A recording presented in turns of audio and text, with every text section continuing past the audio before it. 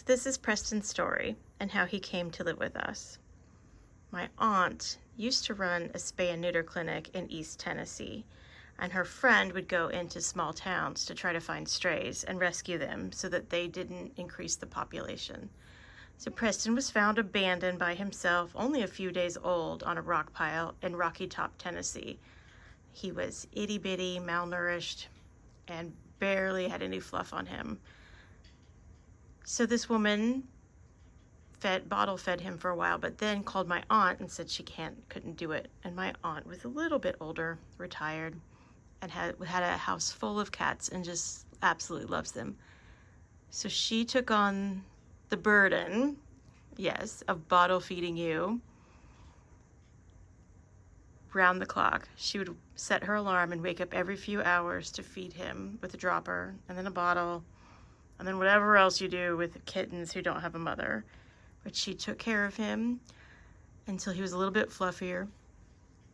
His original name was Mr. Fluffy Pants, and then my aunt called him Baby. Then she posted on Facebook that she had a kitten and she didn't want another animal that might outlive her.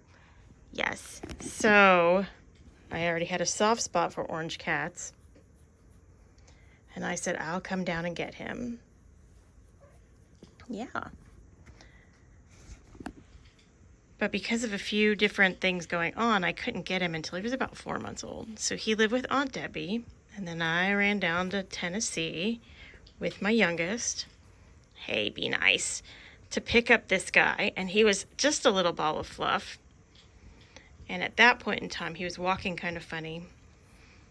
And my mother, my stepmom, is a vet, and she ended up being with us that weekend, and she said that he probably had a brain disorder, but she wasn't quite sure yet. So we brought him home, and it ended up that he has a condition called cerebellar hypoplasia. He's a very mild version, so he's not as wobbly as other kitties you see with the same disorder. Yes, I'm bragging about you. He wants to play. But it does make him clumsy. He randomly falls down.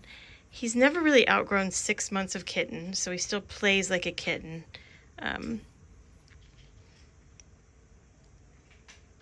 But he's doing great. Yes, and most of the time he's the happiest guy. But right now I don't think he likes me talking about him.